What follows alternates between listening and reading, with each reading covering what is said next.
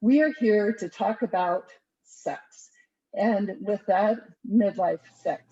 We all deserve to feel sexy and desired and have a great sex life all throughout our life. And that's why we have Gennev here tonight. We invited Jill and her team last year to talk about menopause, and it was one of the most popular events that we had all last year. Then after the event, everyone else said, can we just do something just on sex? So here we are, so excited to welcome Jill Angelo, founder and CEO of Gennev. Jill, thank you so much for sharing your evening with us. Take it away. Thank you, Joni. It's great to be back. We love the Revel 11 community. It's been fun to see this community grow, not only starting here in the Pacific Northwest, but now globally. So congratulations, and we're just so happy to be back.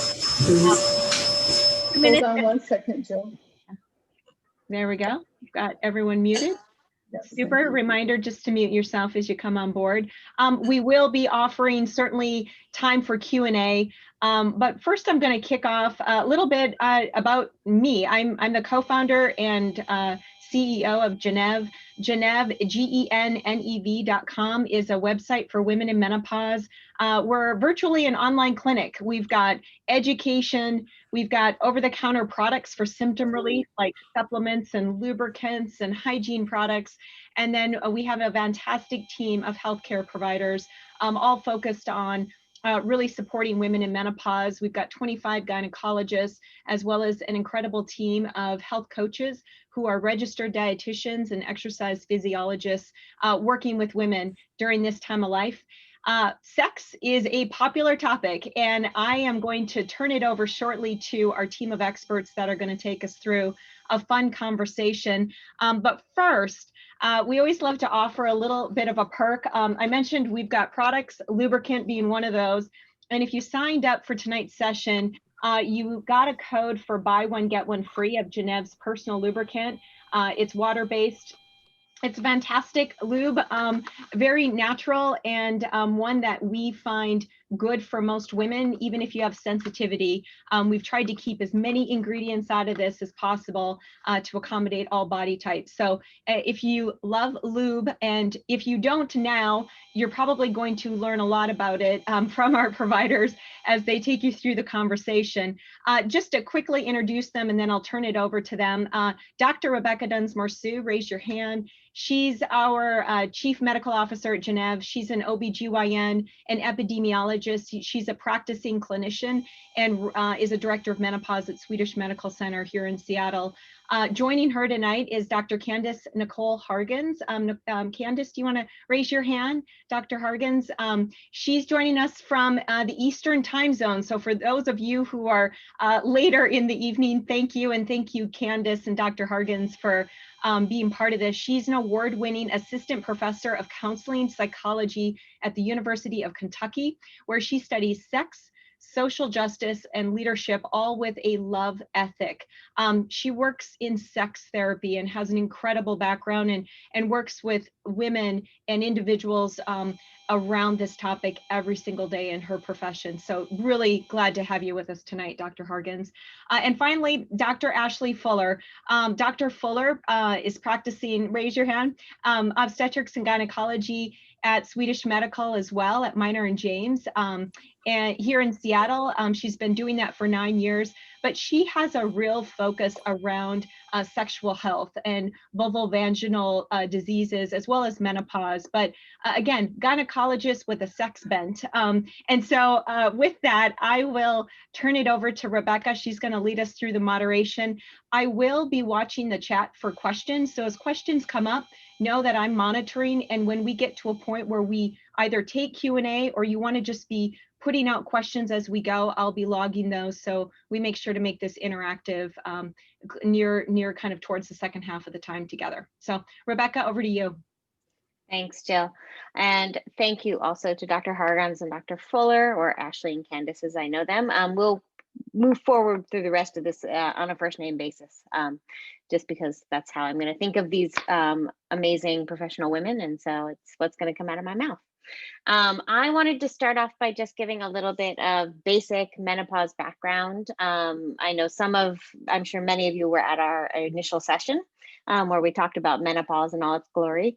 But I wanted to do a quick review of hormones and how they change through the perimenopause and menopause, and just a couple quick facts about menopause. I'm then going to turn it over to Dr. Fuller or Ashley, who's going to talk a little bit more about the medicine of sexuality and the medicine of sex. And then she will turn it over to Dr. Hargons or Candice to talk a little bit more about the psychological side of things, which, as I'm sure you guys know, plays a huge part in how women experience sexuality. So in terms of just basic background, anyone who starts life with ovaries will at some point go through menopause, whether that be early through premature menopause or at what is considered a more normal age, which is somewhere in the 40s to 50s age range. The average age of menopause for women in the US is somewhere around 52. Before you get to the menopause, which is the cessation of menses or cessation of your period, there is a period before that that we tend to refer to as perimenopause, which is where the periods can get irregular. If you're seeing periods, the hormones can get very irregular. So the three hormones that we talk about in terms of women's hormonal milieu are estrogen, progesterone, and testosterone. So estrogen, the active form of which it is called estradiol, during the perimenopause is very fluctuating. Some months will be very high, some months very low, some months in the middle. It can be somewhat unpredictable. Progesterone, which is the hormone that comes from your ovaries in the second half of your menstrual cycle when it's sort of doing what it's supposed to, also tends to start to drop during this time, but can be irregular during the perimenopause. And then testosterone actually sort of holds its course during the whole perimenopause and actually into menopause, which I think is something that most people are surprised to hear. As long as you maintain your ovaries as a woman, your testosterone is not going anywhere. It continues to be about at the level it was at the time you transition into menopause up until about your 80s. In terms of the actual point of menopause, once you go through that transition where your periods have stopped, estradiol really does go down quite precipitously, as does progesterone. And women can definitely sense that both from a symptomatic perspective in terms of hot flashes, night sweats, sleep issues, but also sexually, it can have an impact on sexuality.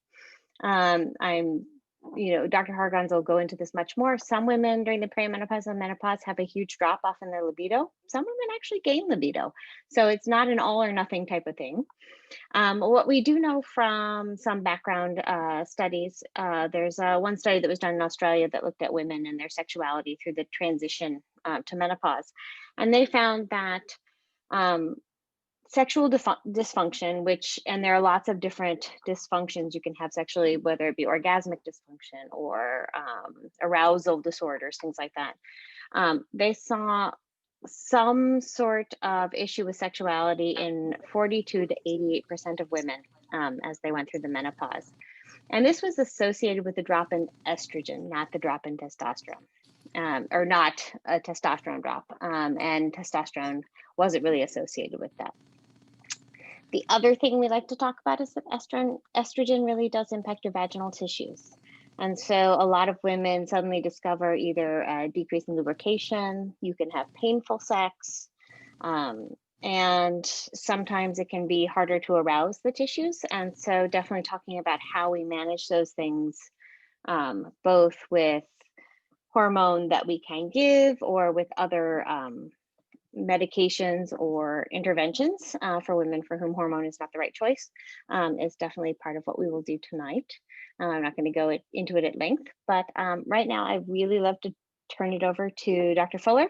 Ashley, if you'll unmute, and she'll talk a little bit more. Well, thanks for introducing me, and thanks for having me here tonight. So I'm like I said in the introductions, I'm a gynecologist. I focus on sexual health, and I also do a lot of menopause. And so a lot of my practice is seeing women who have sexual concerns. And as Rebecca said, in a lot of these studies, a good 44% of just kind of all age women have concerns about sex, whether it's arousal, desire, pain, orgasm, things like that. And about 10 to 12% of them actually have distress with that. So it means that they like feel guilt or embarrassment or worry about that sexual problem. So this is not just a couple people. This is a super common thing. And if you look at the age range in these studies, it kind of peaks in women's 40s to 50s, which is kind of right when menopause and perimenopause is. So this is a huge conversation. And so I see patients in my practice all the time with low libido. And I know we're going to talk more about that with Dr. Hargons, and I'm super happy she's here to talk about this with me, because libido is not an easy thing. It is super complex, and there's definitely there's a psychological components of it, and there's definitely medical components of it.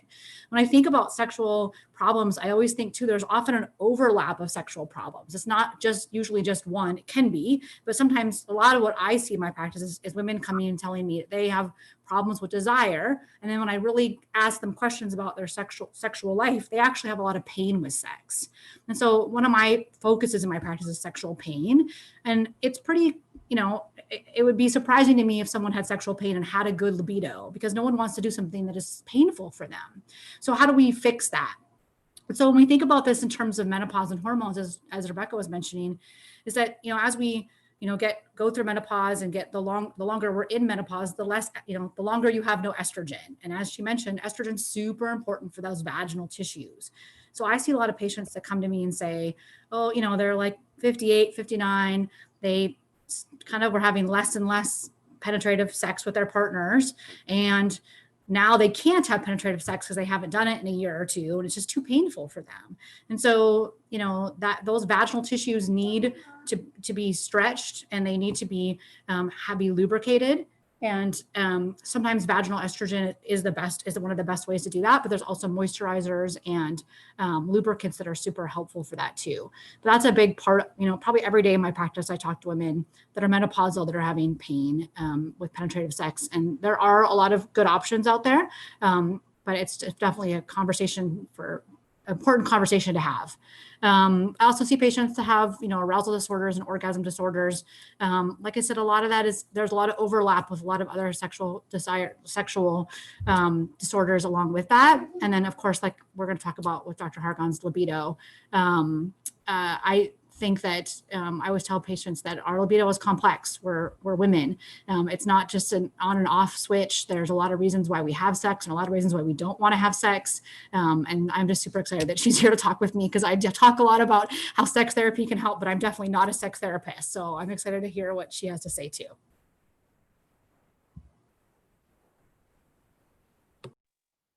Hey y'all, so I love talking about good sex. That is my jam.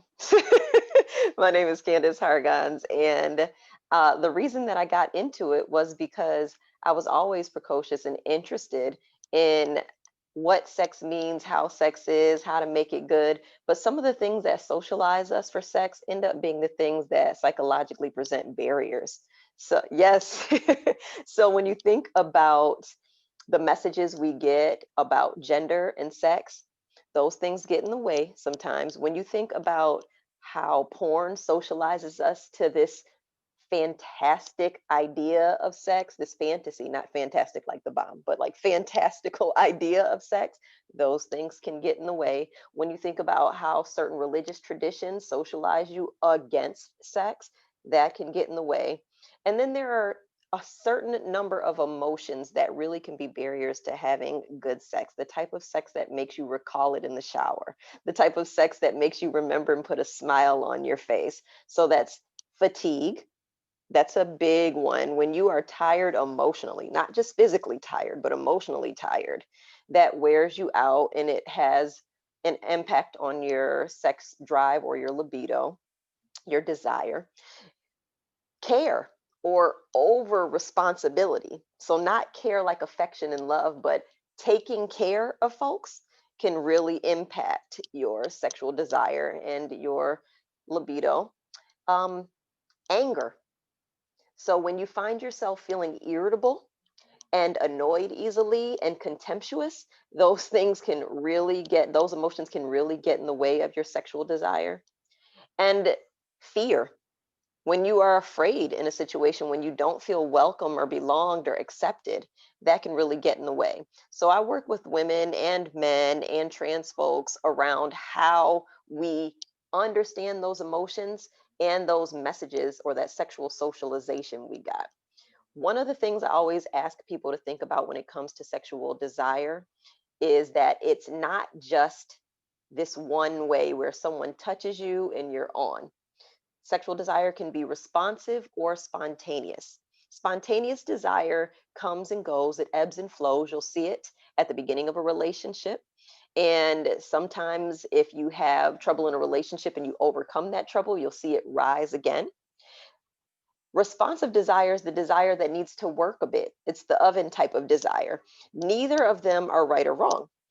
We can have both at different times in our lives, or you can have one profile that's typical for you and it's not gendered as people would think. So there are women who have spontaneous desire and they maintain spontaneous desire at most points in their life. And there are women who have responsive desire and they might maintain responsive desire at different points in their life. So I just want you to think through, are you the type of person that gets turned on without someone turning you on or something turning you on? Your spontaneous desire profile. If you're the type of person who needs to be turned on, whether you have to turn yourself on or your partner or partners turn you on, you are more likely to have responsive desire. So I want to see in the chat where you feel like you fall. If you're in this moment of your life, spontaneous or responsive in your desire.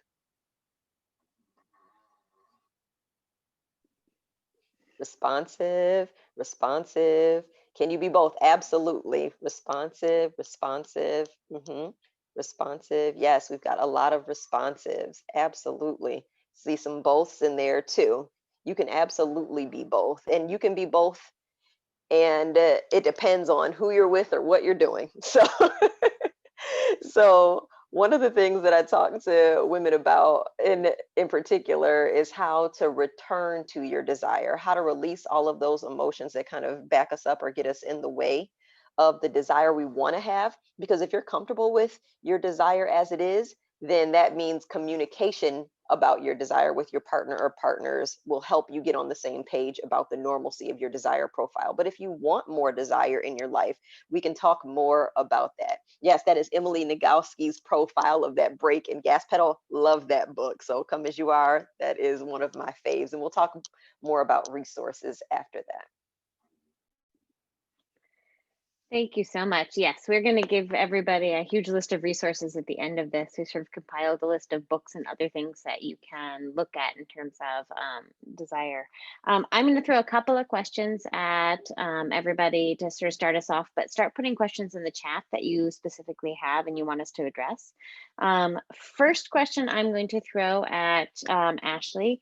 Can you talk to us a little bit about medications and why is there no Viagra for women, or is there a Viagra for women, and what do we as doctors have to offer in terms of medications for desire and or libido? That's a great question.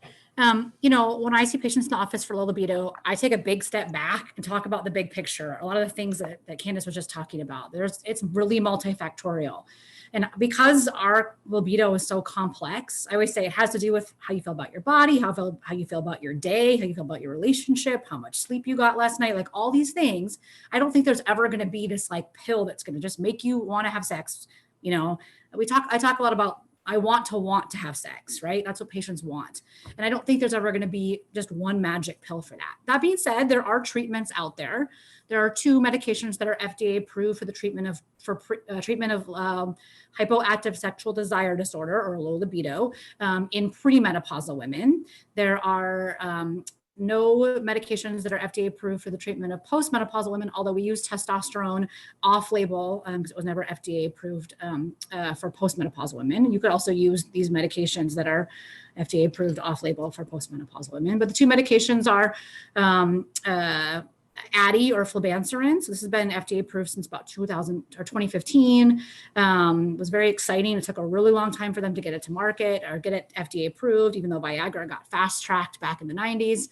It was it's actually a very interesting story. But anyway, it is a nightly medication. It's similar to an SSRI or antidepressant. So it's going to have a fair number of side effects. So being like sleepiness, drowsiness the next day, It's an every night kind of pill, and people, it has some okay data with it. I always tell patients, whenever you look at data on these medications, it's a little bit complicated, because whenever you take a bunch of women who have low libido and have them journal every night about their libido, they're going to have higher libido. The placebo rate is high. Okay, so it's always a little bit confusing. And then the endpoints they use in these studies are a little confusing too. So we use number of satisfying sexual events per month. So, I mean, that's just what the FDA has given them. And so, for flibanserin or Addyi, it's about maybe a one increased satisfying sexual event per month. So people kind of laugh at these medications and say, well, what is that? That's like nothing. And I say, I think that these are complex things to look at. I think for my patients that have sex once every 3 months and dread it the whole 3 months, that medication could be life-changing for them and relationship saving for them, if it works for them. But they're definitely not perfect. The other medication that's on the market is bremelanotide, or Vyleesi, and it was FDA approved in September 2019. It is an injectable medication that you use 45 minutes before want to have sex. It is a sub-Q injection. It makes you nauseous the first time you use it, potentially ongoing after that. So I usually give them a Zofran with it, or an anti-nausea medicine. I have some patients that, even though, despite all that I just said, still like that medication, because they like the idea of only having to use it when they want to have sex, not just every night. And I've had some patients that do like it. I do sometimes use off-label testosterone for postmenopausal patients in terms of libido. I feel like a lot of people come wanting that medication, and there's a lot of thought that testosterone is definitely the problem if you have low libido, which is not the case always. There's no, if someone comes to my office and says they have low libido, I don't screen their testosterone level. It doesn't always correlate that you have a low testosterone level, you have low libido.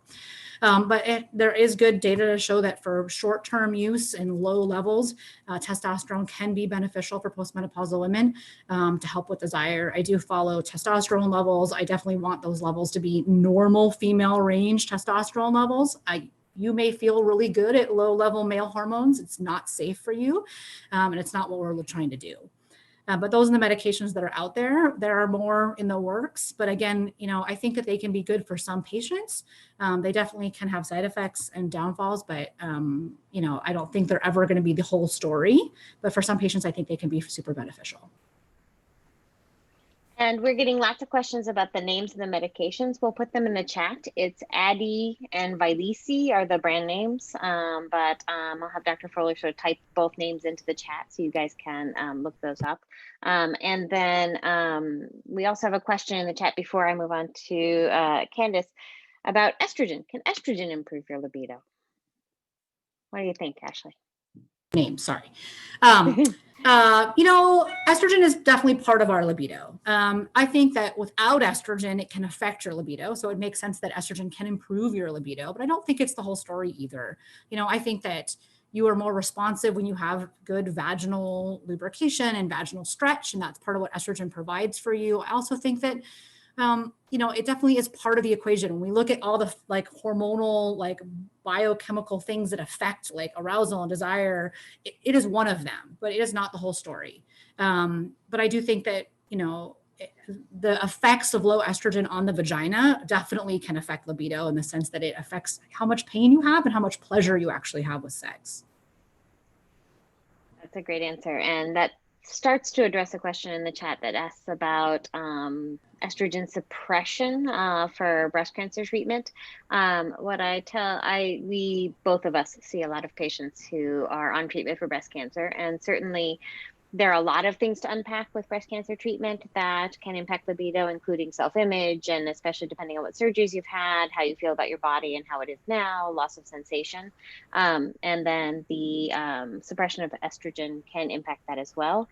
There are great vaginal treatments that even women on breast cancer suppressive treatment can take, and that it does include vaginal estrogen for many of them. So certainly that's something to talk to your doctor about. I'm going to ask Candice to sort of pop on and talk a little bit about some really concrete strategies. Like, how does a woman rekindle her desire, even if it's for herself, even if she doesn't have a partner? Like, what are some really great strategies that you start working on with women? Yeah, so Ashley named one when she was discussing the randomized controlled trials for the drug. If you journal and and write about your sexual desire, that is actually going to increase your sexual desire. So as you're bringing your sexual desire to your attention, you're paying more attention to it, and the things you pay attention to in your body and psychologically, they tend to respond to that. And so I often give people journaling exercises where they talk about the best time they had sex or their most favorite time or the last time, and they write about that. Even if you're writing yourself little mini erotica, that helps. Bibliotherapy is useful. So, people sometimes find romance novels and erotica cheesy. I like it, so it depends on your vibe and what you enjoy. But the research has found that bibliotherapy, not just text on sex and how to work it out, but actual like sexual scripts and people who enjoy sex in the books help raise your levels of desire and your capacity for arousal. I also talk about, so I use sensate focus in my therapy practice, and taking the pressure off of sexual performance, taking the pressure for orgasm or the pressure to feel pleasure immediately, and just exploring your body or exploring bodies with a partner slowly, um, mindfully, that can help raise your desire. Playing with toys, so getting playful with it. So using vibrators or dildos and engaging in sex play, trying new things, that's helpful. And my favorite one du jour is fantasy. So, not reading other fantasy, but thinking about sexual fantasy, like bringing it to your mind as you take a shower, not so that you can masturbate or experience orgasm, but just to bring it up in your body and let that feeling of desire and arousal sit with your body. If you do that more regularly during the week, then you'll find that you actually desire sex more. And so that's been some research that I've been doing with a couple of my team members around how you bring sexual fantasies back, thinking about a time that you had that was sexual with your partner that you really enjoyed, or thinking about what you want to do, what you would hope to do. I find that talking with your partner about it. So sometimes my husband and I will have car trips and we'll be like, remember this? And what do you like? And what do you want to try this day? So opening those conversations up with your partner and talking about it playfully without pressure and without criticism. The way you feel about your body has a big impact on it. So affirming your body, because as we notice these changes in our bodies, when you have children, sometimes you'll see tremendous change. When you go through menopause, even perimenopause, you'll start to see things that are different. Maybe your weight will fluctuate. All of those things are important stages in your development, but they don't have to be determining whether or not you're desirable. So affirming your desirability, affirming that your body is to be loved through those changes. All of those are really concrete steps folks can take. And I find that with my clients who work on this when they're partnered, when they work on this with a partner, having the partner on board makes a hell of a lot of difference. If you are one person but you're partnered working on it in isolation, it makes it tougher. Not that it's something you can't do, but it does make it more difficult.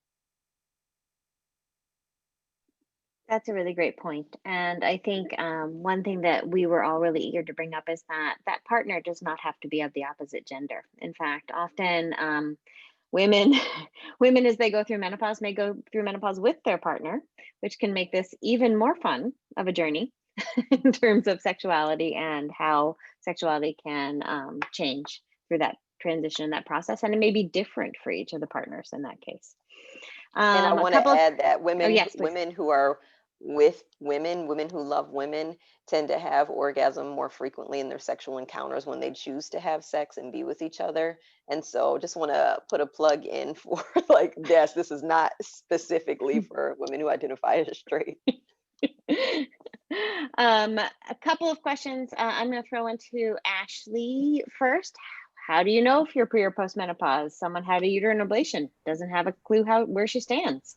Right. That's a great question too. So definition of menopause is always 1 year without a period. So if you have a Mirena IUD that keeps you from having periods, or you had an ablation, both things I love since I hate periods, it means you may never really know when you go through menopause, which is fine. People often say, well, I'll just get a lab test. Well, the thing is, and Becca kind of mentioned this, that the perimenopausal period is a time of a roller coaster of of emotions, yes, but hormones, sorry. It's a roller coaster of hormones. So you can check a lab test, but a couple of weeks later, it could be the exact opposite of where it was. I mean, it literally is up and down with your estrogen and your brain hormone that tells your ovaries to work. So I always think that labs are just a snapshot of where you are in time, and they don't project a trajectory of what's going to happen. So you can't even really use labs to really decide whether to define menopause. It's always a year without a period. And there are some people that you'll never actually know. So it can be difficult. That's a good point. And to a certain extent, it doesn't necessarily matter exactly when you go through menopause, but we as menopause providers are really dealing with your symptoms. Right. What are you experiencing right now, and what do we need to help you to take care of? Right. Next question in the chat is someone who's having great sex at this point in time, which is fantastic. Love to hear it. But they're nervous about, well, what could change with menopause, and what are some things they can do to prevent issues? I'm going to throw that one back to you, Ashley, and then to Candice. So both of you get to answer this one. Yeah, this is a great question too. So if you're having good sex, keep having sex. And I think that's one of the biggest things, is like I mentioned in my intro, is that I still have patients that stop having sex because it started being a little bit painful, and then they go like months and months without having sex, and then it's even more painful, and then they stop altogether. And it's not like you can't get it back, but it just is a longer road to get back. And so I think good sex begets good sex. And kind of some of the things Candice was saying, I think if you're having sex regularly with your partner and you're enjoying it, it's going to help keep you having sex, and it's going to keep your vagina more stretched and more lubricated. I definitely have patients. I have a couple 80-year-olds tell me they have sex 2-3 times a week and they have no problems, and so it's possible. And the other thing is, if things don't seem to be good, seek out help early. Don't wait till you've been 2 years without being able to have sex because it's too painful, because then, like I said, it's not impossible to get it back, but it just takes longer.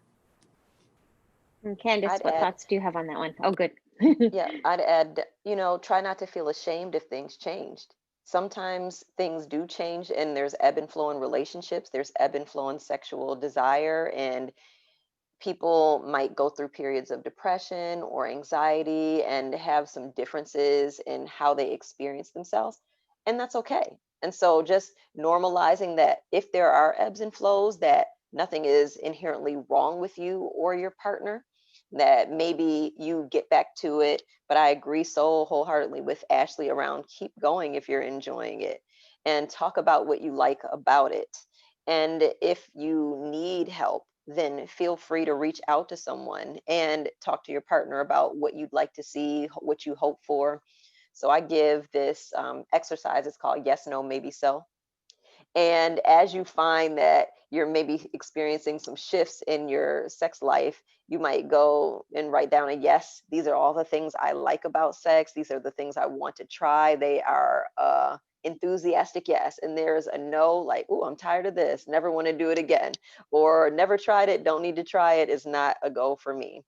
And then your maybe so say, it depends on the context. I remember we did this when we were on vacation and I really liked it in that context. Or, when the kids aren't home and we have a weekend to ourselves where I can fully unwind, maybe in that context. So going back to that about what you like, what you don't like, and what you're open to can help you think through that if you might get into a time period where the sex isn't as often or as good.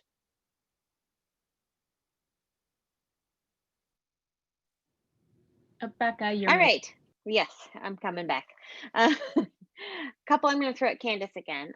One is a question about how to find a sex therapist. Is there a website or somewhere else to look? And in that same question, the asker is talking about how she and her husband have differential libido. It's actually her husband whose libido might be lower due to depression. And then along with that, someone else brought up the idea of sex coaches. So what practitioners around sexuality and sex are out there? How do you find them? And what do you use different practitioners for? Yeah. So ASECT, I saw somebody write it in the chat, the American Association of Sexuality Educators, Counselors, and Therapists. They have sex counselors, educators, and therapists available who have received their certification. And you can go on their website and I believe you can put in your address or your region and they'll pull people up, but there aren't very many providers in some areas. And so that's tough. It really is. And that's why, even though I value the certification, I don't have the certification. I just went through training at my university around sexual wellness and sex therapy. Then you look for something like sex therapy and sex therapist, and make sure that you're being an informed consumer about that. You get to interview people when they are your sex therapist, just like you get to interview your psychologist or your therapist. So maybe you set up a 15-minute consultation and see if you like the way the person is talking. I advise you to get a referral from your gynecologist or your urologist or your primary care practitioner. Sometimes they have referrals for people who do sex therapy. So there are a number of ways you can go about it, but I start with ASECT just because it's the easiest one to access, and then go from there. Great, I don't remember thank what you. the second part of the question Oh, was. just what different practitioners operate in this space? So we know about sex okay. therapists, and I think the person who put up ASEC talked about coaches. Mhm. What are the different words used for practitioners in this space? Yep, you will see sex coaches. Typically, they don't have the certification, or they might not be a mental health professional, but they have sex education qualifications, meaning they've received a lot of education and training on sexual health, sex education. So you'll see that in the coaching arena. Sex therapists have to be a licensed mental health professional. And so that means they have trained to understand mental health and mental wellness, mental illness, and then they get an additional certification to help you with how mental illness intersects with your sexual life. And sex counselors are kind of in the in-between space where they don't have to be um, licensed mental health professionals, but you'll find more of the coaches in that range where they have both the education expertise and some of the practical practitioner-based strategies, but not from a mental health lens, more from a sexual health lens. Great, thank you. Ashley, I'm throwing one your way. Is it natural for orgasm intensity to diminish with age? And is there anything that can be done? And then I'm going to have you segue into, are there natural, herbal, over-the-counter supplements that can be used for libido? Because if someone doesn't have the funds to get the prescribed medications. Right. So, I mean, I think that orgasm can, I don't think I'd say it was normal, but it can diminish a little bit with age. And I think it's a responsive estrogen. I do think that we are, the clitoral area is more sensitive when you're well estrogenized. And I think with lower estrogen levels, it can be less sensitive. And sometimes it can be more sensitive depending on how low those estrogen levels are. So it can kind of go other way, and people sometimes have pain with low estrogen levels there. I think that if you are menopausal and seem to be, I would talk to your doctor. I can't give a broad statement for everybody, but if you are having this, I think it's worth seeking out help from a physician or a sexual health provider that could help you, exam and see what could be done. It also, I also think that it can be somewhat situational, just, the hormonal milieu in general, even systemic hormones and things like that. So I wouldn't say it's normal, but I would say it's not super uncommon. I do think it can be helped with some estrogen, but also with lubricants and some of the other things that Candice was talking about, just things to spice things up or things that kind of you and your partner could get excited about. I think there's that part of it, an arousal part of it. There's also the actual physical orgasm part of it. When women have orgasmic dysfunction, it's sometimes hard to figure out what exactly is going on, because there's a complex brain pathway that has to go to the brain and back. But definitely, I think hormones can be part of that. And that's usually where I start looking. In terms of natural things, I mean, definitely lubricants you can buy over the counter. And everyone should use a lubricant. I love lubricants. There's 3 different kinds of lubricants. There's water-based lubricants, and then there's silicone-based lubricants, and then there's oil-based lubricants. Water-based lubricants tend to get sticky because your body, if you have some vaginal dryness, your body will absorb some of that moisture. And so I don't love those. Silicone are great. And then oils can be great also, coconut oil.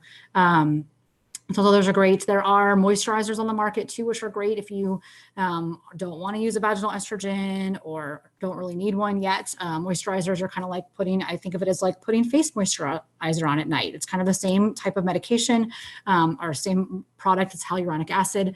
It's something you put in the vagina to help keep things moist, not necessarily for sex. There are other things that are, not pharmaceutical, like FDA approved things that you can buy over the counter on websites that are supposed to increase pleasure. There's also like the different kind of lubricants that kind of for him or for her and things like that. I mean, you could try it. I'm not going to speak that there's tons of evidence about it. I don't think there's anything dangerous about trying it. I think it's going to be a kind of see what you think kind of thing. May I add that for lubricants, so silicone-based don't work well with toys. They erode the quality of the toy, but they are wonderful for skin to skin. So name wanted to give you that. Oil-based don't work well with condoms. So if you're using female or internal condoms and external condoms, you don't want to mix those two because they can erode the latex. And then water-based, so water-based with condoms or toys, oil or silicone with skin to skin. So depending on where you and your partner are with your discussion around whether or not you'll use a prophylaxis, then I would say think about your lubricant from that frame. Perfect. Thank you for adding that. That was in the back of my mind and I just didn't get to it. So thank you. I appreciate it. Really good point. And also, as I tell all my patients, more lube is better. Yes. You can't have too much lube. And then next, I am going to throw it to both of you, actually. Someone put out, well, I'm separated. I have no partner. It's been 6 years. Is that going to be a problem? Is that a problem at 54? Is that a problem at 44? How do you approach that? I'm going to start with you, Candice. Sure. So I love talking about masturbation. Me and my research team do research on masturbation, self-pleasure, and all of those pieces can keep you going 6 years out. There are a lot of women who are not in relationships and enjoy a very healthy and thrilling sex life. And so you can think about that. You can think about sex play with partners. We're using a lot of digital technology when it comes to that. And so you can reach out if you want to be with someone, but not physically with someone. Those are options. But I certainly believe in trying different toys, trying different dildos and vibrators to see what you like, play around with it, order some things, see what works well for you, and keep it going so that you maintain attention to your own pleasure and your own desire in the meantime.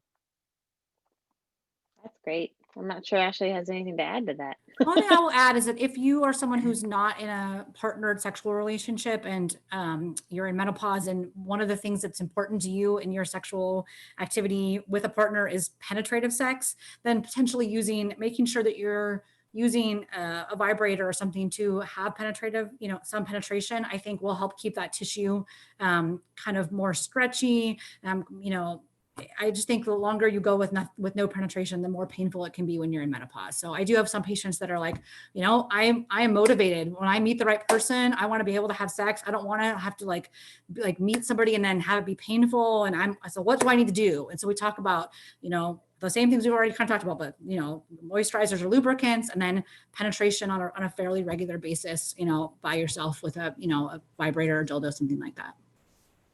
Great.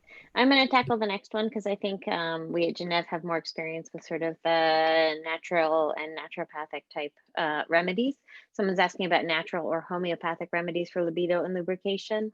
First, I'm going to throw out a couple definitions and I'll tell you sort of why I'm doing that. First is there's natural, which just means from a plant and unprocessed. There's homeopathic, which is actually a very specific type of medicine, which dilutes down something that resembles the disease you are trying to treat, and you treat it with a very minute amount of that thing, which is basically a medical type of medicine that's basically been disproven.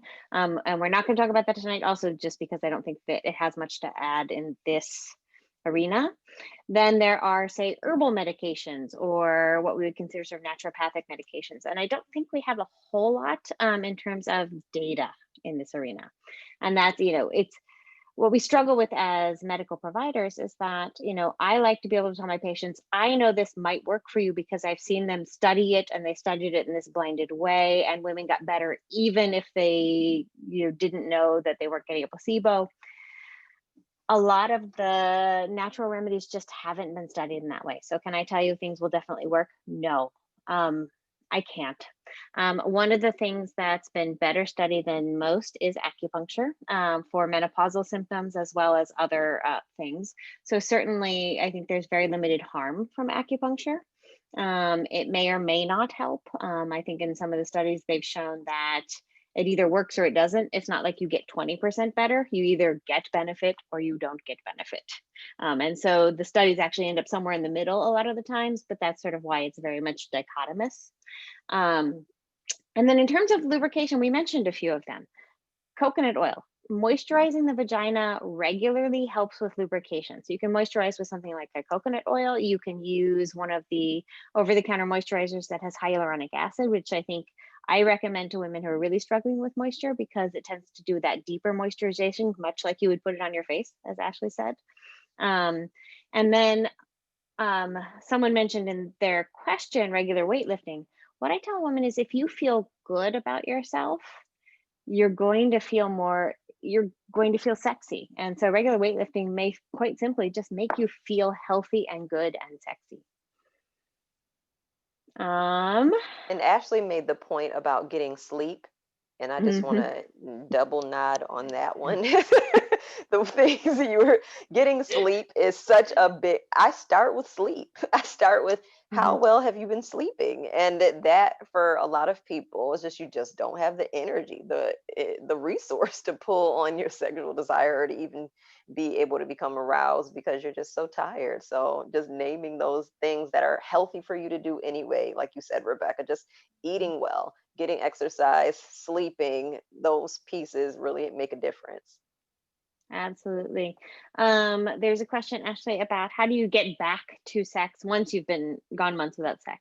If you've stopped because of pain, you've gone and gotten the estrogen, but hey, it still hurts. What could be going on at that point? Yeah, I think I saw that question, and that person was talking about using an S ring. So there's different types of estrogen you can use in the vagina. So there's a ring that's an S ring. There's a pill, there's a gel cap, and there's a cream.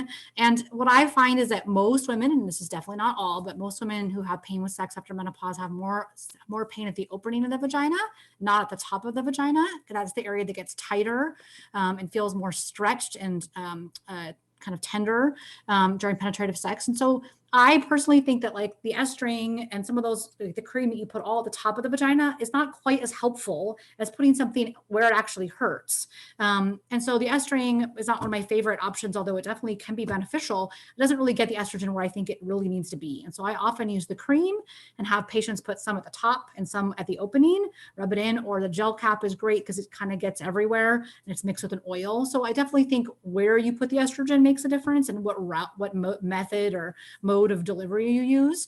But I always say, first we have to get the tissue healthier so it's not painful. And then sometimes you have to use dilators to help kind of slowly stretch that tissue so you're not injuring your tissue every time you have penetrative sex. And so starting with smaller dilators and working your way up to larger dilators. There's also, I haven't talked about this yet, but whenever you have sexual pain, your automatic response is to tense up whenever you think you're going to have that pain again. And so you're automatically kind of working against yourself, and it's totally normal, but it's hard to overcome that. So when you can use a dilator to actually control the speed and depth of penetration yourself, even though your partner is probably not trying to hurt you, you actually can help yourself try to work on relaxing. And so that's usually what I have patients do. And sometimes I have them use a pelvic floor physical therapist to help get to that point. Because for some patients, the dilators, and all this on their own is kind of overwhelming, like where to go, how to start. And so sometimes my pelvic floor physical therapists are actually really helpful with all this. And that's a great point. One of the things you said earlier was that, don't wait until you've been in pain for a long time to come and see us. And that's really one of the reasons you can actually develop long-term a lot of pelvic floor tension that's hard to relax on your own and hard to learn to relax again on your own, just from that pain, even when you believe that the pain will be gone. Question about keeping the vagina, clitoris, and other organs as responsive as possible. We sort of addressed that with the talk about masturbation and sex toys. Someone wanted to let everybody. Oh, sorry. Yes, go ahead. On that one, because all of our research shows that clitoral stimulation is what brings most women to orgasm. And so even though we're talking primarily about penetrative sex and penetration, if you're not receiving clitoral stimulation, then you have less of a chance to experience an orgasm in that sexual encounter. So not thinking about foreplay or oral sex in like as something that might be a side thing to the sexual genital penetration, but thinking about that as what will facilitate your most pleasurable experience. Using clitoral stimulation is going to be more important than anything you can do with penetration for most women. And I know a lot of women don't necessarily understand their anatomy and understand how sexual pleasure happens. One of the resources we will sort of send out is a wonderful book called Becoming Clitorate by Dr. Lori Mintz, in which she sort of talks specifically about women's pleasure and how to understand your own body. Someone very helpfully let us know that coconut oil sells by the gallon at Costco, so that's always good. Someone wants to know, if you have sex and it hurts, are you actually hurting your vaginal tissues, Ashley? You can. I definitely see patients that come in sometimes that have tears.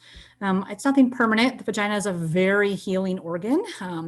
And so it's not a permanent thing, but it is something that can hurt you. You know, that tissue, when it's tight and dry, can tear more easily. You could have bleeding. Doesn't mean you can't still do it, but I definitely would, reach out to, a provider that could help you so that it's not so painful and that it stretches more easily. Candice, you might have a recommendation here. Someone's asking for a good and respectful website to look for toys.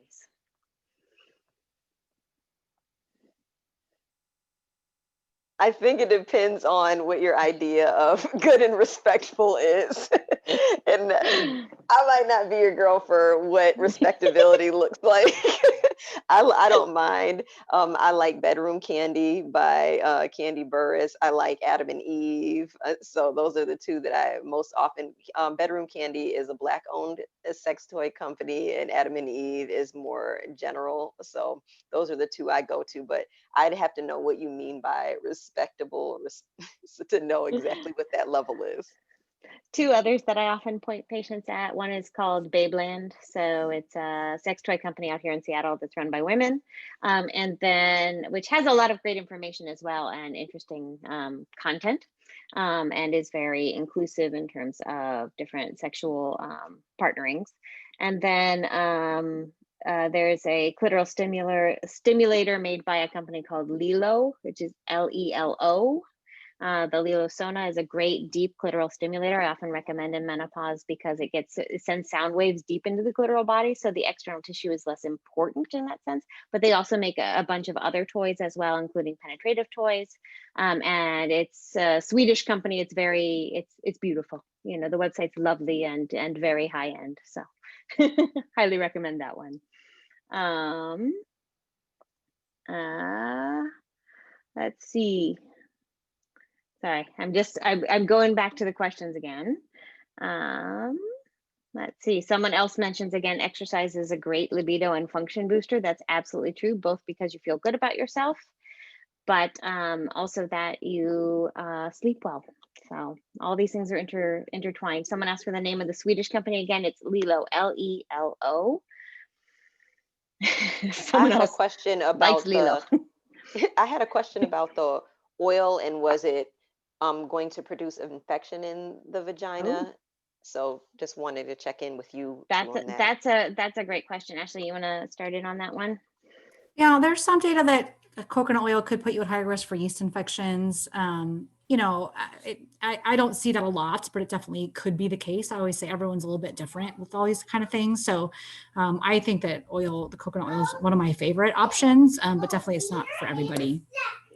Yeah, I hear your kids in the background. I think. Yeah, sorry. Don't apologize. No Many of us have them, actually. Yes. And I also tell people, although coconut oil does come by the gallon at Costco, I tell people to get actually a smaller jar of coconut oil, because you do want to turn it over frequently, so that, you know, if you're dipping your hand into it, and also use like a spoon or something to get the oil out, so you're not leaving bacteria behind in your jar of coconut oil. So that helps. But in general, yeah, it's not a huge issue. Some people also prefer to use olive oil. My one warning there is please use extra virgin olive oil, because light olive oil can be acidic, and that's not comfortable. Oh, and thinking about external versus internal use of all oils. Should they be used on the labia or inside of the vaginal canal? So many women use them on the labia, and for external stimulation, masturbation, or even, you know, obviously they have a nicer flavor than most lubes, so for oral sex as well. You can also place them on your partner if you have a partner with a penetrative organ, and spread it all over them. They never mind if you do that. And then it does get into the vagina that way, but that is considered safe. It's okay to use those there. Okay. It's an off-label use, I guess I'd say, of coconut oil. I don't think it's on the label as something we've studied, but in general, many women use it that way.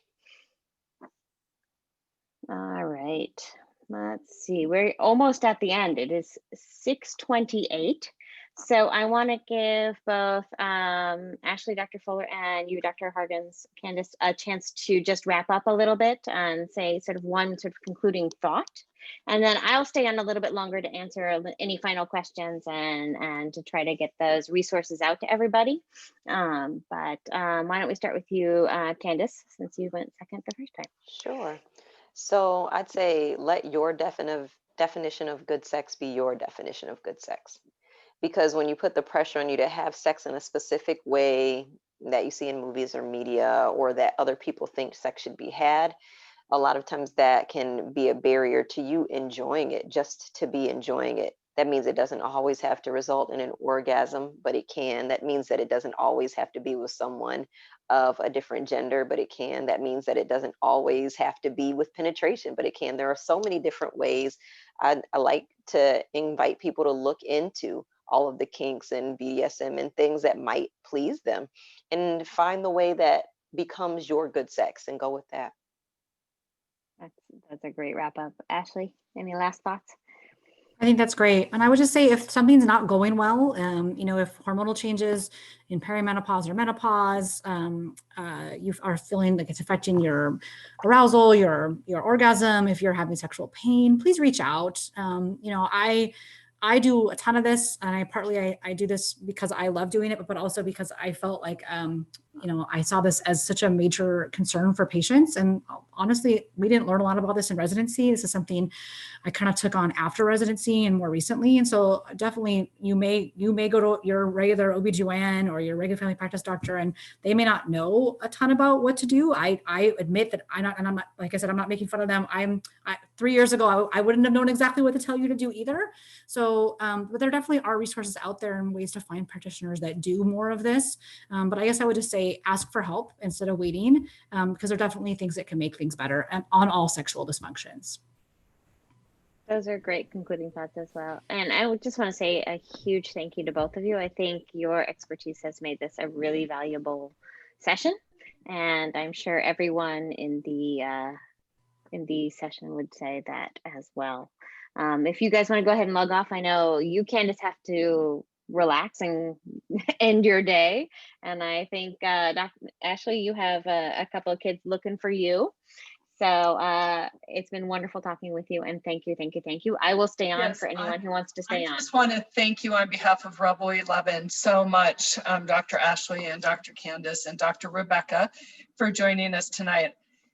Obviously, this is a very important conversation. There's so many questions, so many answers that you have that are needed to get out to us women who need help in this area. I mean, so many people stayed on tonight because we want answers to these questions. We want to know how to have better sex. We want to know about lube. So thank you so much to Gennev and all of you for sharing all of your expertise tonight. I'm so grateful. I just want to share really quickly some upcoming events, and then we can talk about some more, let's see if we can do this. Let's not do that, but if you want to check out other events for Rebel 11, just go to our website at rebel11.com.